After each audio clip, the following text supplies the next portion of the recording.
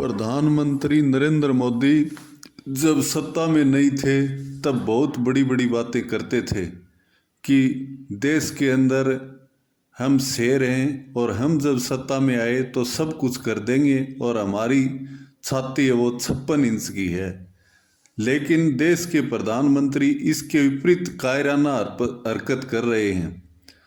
उपराष्ट्रपति की जो मिमिक्री की गई या उन विपक्षी सदस्यों को संसद से बाहर निकाला गया, ये तो एक राजनीतिक मुद्दा है। लेकिन इस राजनीतिक मुद्दे को लेकर के और 2024 का लोकसभा चुनाव को देखते हुए नरेंद्र मोदी है वो समाज के अंदर भाईचारे को ख़त्म कर रहे हैं।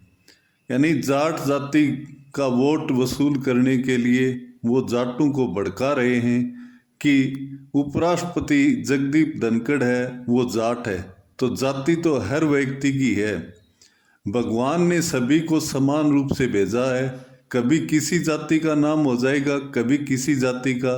तो इस प्रकार की बातें करने से और समाज के अंदर जहर घोलने से देश का विकास नहीं होने वाला है।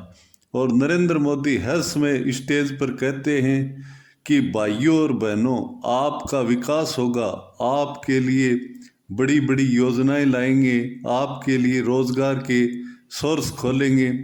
लेकिन वो चुनाव जीतते ही सब कुछ भूल जाते हैं और जब चुनाव दोबारा आते हैं तो दोबारा ऐसा ही प्रोपगंडा अपनाते हैं कि विपक्ष की जो बात होती है न्यायपूर्वक उसको भी नहीं सुनते हैं और न जनता की सुनते हैं, न रोजगार की बात करते हैं। या तो कोई आतंकवादी हमला करा देते हैं या समाज के अंदर या किसी जाति विशेष में ऐसा उपद्रव भड़का करके वोट बैंक को हासिल कर लेते हैं।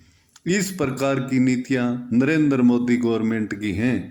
जब राहुल गांधी विपक्ष को जब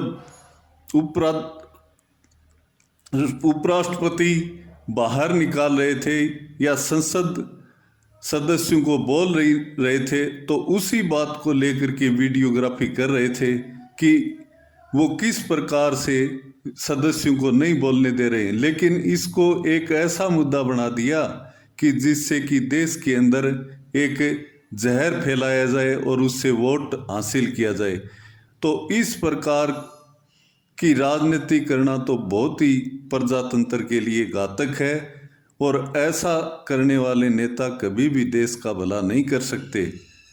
जब विपक्षी सदस्यों ने संसद के ऊपर जो हमला किया, जो दो व्यक्ति आकर के संसद के अंदर उपद्रव मचा रहे थे, तो उनके बारे में पूछने का जो उनका प्लान था तो उसका बीजेपी को या बीजेपी सरकार को जवाब देना चाहिए था। इस प्रकार की हरकतें क्यों की जिससे ऐसा बखेड़ा खड़ा कर दिया।